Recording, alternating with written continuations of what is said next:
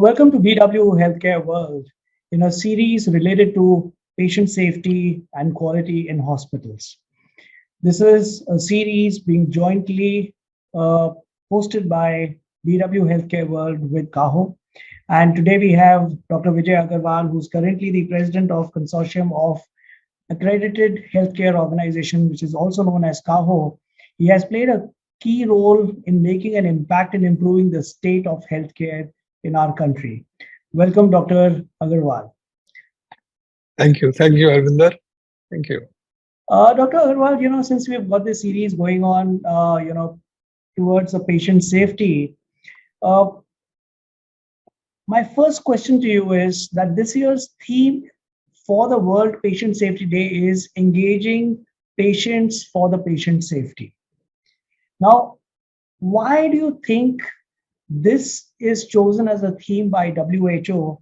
And what is the bigger picture behind this movement of patients for patient safety? Thank you, Harbinder, for this very interesting question. I think at the heart of this entire thing is the fact of the increasing medical errors. Now, you can probably gauge the importance of the magnitude of the medical errors by the fact that a country like United States,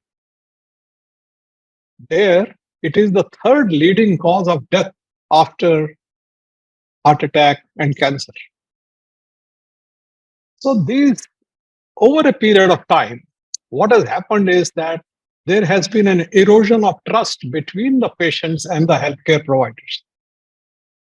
And what happens that these medical errors, they not only harm the patients, there could be an actual harm, physical harm, but the medical mistakes often take an emotional turmoil and emotional toll on the healthcare providers also. They undergo a huge amount of, I can tell you, mental trauma as much as the patients undergo. They also suffer from it. The healthcare also becomes quite expensive, both for the individuals and the institution. And there are huge amount of, I would say, instances of litigation, and which again lead to huge amount of cost, both for the providers as well as for the recipients of the care. So I think WHO has very wisely tried to focus on this after realizing that if patients were to collaborate in their own care, if they were to become a partner in their own care, the instances of these errors are going to hugely reduce. So, in a way, this is a proven by many studies that as and when the patients are taken as partners, as collaborators, then the instances of these harms and medical errors reduce significantly. So I think they have very rightly chosen to engage with patients and given the slogan to elevate the patient's voice in the healthcare delivery. Dr. Agarwal, it is easier said than done when it comes to engaging patients for patient safety, because many a times patients themselves are not aware of what can be done and what are their rights and also what are their responsibilities. So, Dr. Agarwal, what I would really be very keen to ask you is that what are some of the practical ways of engaging with the patients regarding patient safety? Yeah, so let's say that some of these strategies have been in practice, at least in the hospitals which are little more sensitized, especially let's say the ones which are accredited. So a patient feedback is one of the very, very common things that we are supposed to take their feedback. But at times, this activity should not be merely mechanical. Somebody needs to respond to that feedback. You need to react to that feedback, and that sometimes does not happen. Then patient surveys and interviews, they are another very important ways to collect feedback directly from the patients to understand their experiences. So patient family meetings are number of times done, and they need to be more structured whenever a patient is undergoing treatment. Number of safety and quality initiatives. We have to encourage patients to play an active role in those initiatives aimed at improving the care of the care, safety, and quality. Then I would say we have to start using technology as the platform to facilitate communication and engagement, such as the telehealth services and patient portals. Educational outreach is again hugely important. We need to have a lot of patient education programs to make them aware about the entire disease process and how it is going to unfold, what is going to happen, what is going to be done. However, another activity which is quite common in the West and in developed countries is the establishing the patient advisory councils, sometimes also known as patient and family advisory council.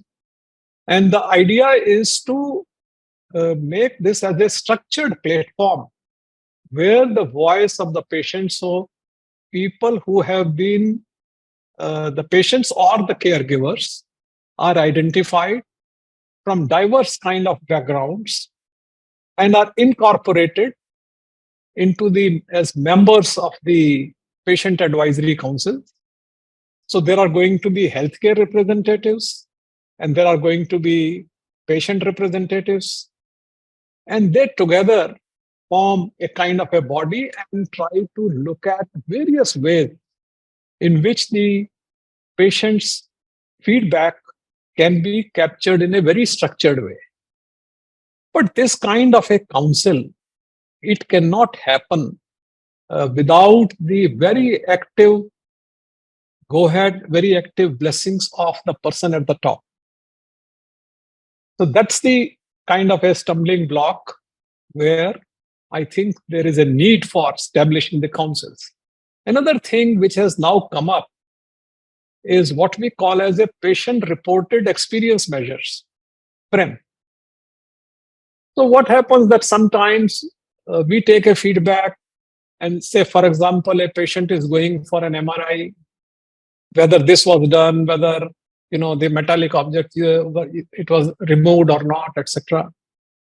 However, when you ask the same question to the patient in a very structured way, dissecting the whole process and getting the patient's experience as a feedback, it is a very, very important step to improve the patient safety. Right. Again, it's an issue of the hospital and the owners and the clinicians, the administrators, understanding that there is a huge need to involve the patients in this entire journey. And, Dr. Agarwal, what also comes to my mind is that when we look at safety, it is not just the medical procedure which is, resulting in the patient safety, even the privacy of the doctor. I mean, since you brought up the topic of teleconsultations, so many times, you do not know who else is there in the room where the consulting doctor is sitting. Or for that matter, when people are connecting for teleconsultation from a remote area, whose email address is being used to access or whose phone number is being given. So is this also something that is covered under the patient safety by patients? Well, yes, you are right. But let me tell you that in our country, somewhere, you see, we get patients where they come and say, boss, I don't understand much about my, explain it to my uncle, explain it to the whole community. So we have, first of all, we are a very diverse country with very diverse population, diverse educational background. In fact, I say sometimes that We are a continent, not a country. And therefore, yes, we have to look at, I mean, especially these privacy issues and all are extremely important in the West. I don't think they are being taken as seriously, both by the patients as well as by the providers. But now the data protection bill, etc., has been passed, etc. So we are making a movement towards that. And I think that is definitely a food for thought for everybody, that the privacy and the confidentiality and the dignity of everybody has to be respected. Dr. Agarwal, since you brought up, we were discussing patient safety, engaging patients for patient safety, and the role that CAHO is playing in terms of this. What is CAHO doing to create awareness about this cause? So we have been, first of all, extremely active in trying to promote the concepts of promoting patient safety in all the hospitals. So accreditation, for example, has been one tool all over the world. But what we realized, that majority of the hospitals think once they get the accreditation as if it is the end of their quality journey, while we are trying to sensitize them was that it is the beginning of your quality journey, not the end of your quality journey. And therefore, we are doing a lot of training programs for the capacity building for every hospital to make them understand the concepts of patient safety.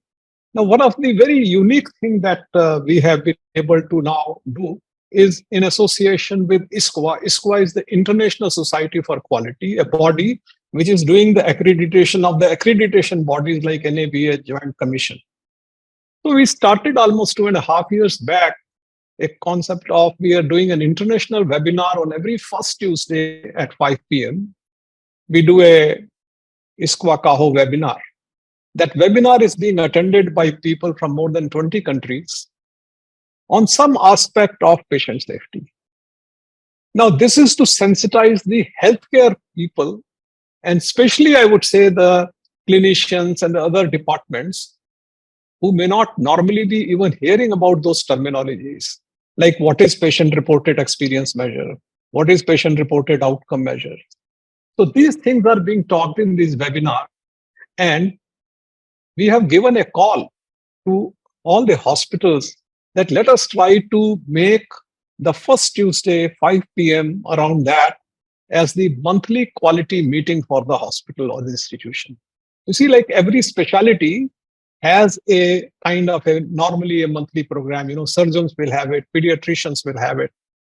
Our quality is cutting across all the departments and all the functions. So this we are coming out that let us have a monthly quality meeting so as to touch everybody. Then we also were very instrumental in starting an initiative, what we call as the Patients for Patient Safety initiative, exactly to focus on the patient's voice in the healthcare delivery system. And then that initiative, the people who gathered for that, we have now formed an independent foundation which is being headed by Mr. Som Mittal, who was the earlier NASCOM president. So that is the Patients for Patient Safety Foundation. So the Patients for Patient Safety Foundation, now we are working in collaboration to highlight and to encourage patients to become a part of the healthcare process, to make them understand that my health is my responsibility. And therefore, let's not leave anything to chance. Similarly, we are also very actively proposing now this patient advisory councils. And in fact, on this occasion of the World Patient Safety Day, on the 17th of September, we are launching, I would say, a kind of a guideline paper to sensitize, to implore the hospitals to start setting up the patient advisory councils. How should it be set? How should it be constituted? They will have a lot of questions. and we are trying to answer that. Also, we are coming out with guidelines about the patient reported experience measures. A kind of again, guideline paper is being created. I think a lot of activities. Our DNA is nothing else but to promote this.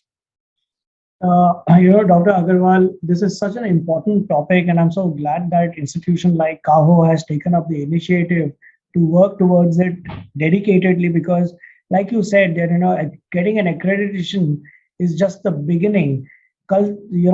Quality and ensuring quality every day, every hour, every minute in the healthcare institution. One is not just the responsibility of the medical professionals, but also of even the non-medicals who are working in the environment. That's one. And second is it has to become a culture. So ensuring patient safety has to be a culture followed by everyone involved in the process of healthcare. And very true, Harbinder. It is, in fact, I would say that the media which you represent has a huge role to play, and I'm so glad and I congratulate you for collaborating with us in promoting this very, very important cause. Thank you so much. Absolutely, sir. We are glad that we are part of this noble cause, I would say. And like you said, that we have challenges because of the kind of a country and the nation that we are in terms of diversity of culture, diversity of languages, diversity of dichotomy of having the most advanced healthcare in the urban areas versus a challenge of not even creating access to healthcare in certain parts of our country. So I think it's a very beautiful journey that CAHO has begun. And the initiative towards patient safety is something that we are very, very happy to be associated with. With that, Dr. Agarwal, thank you so much for your time. Thank you so much. Thank you. Thank you.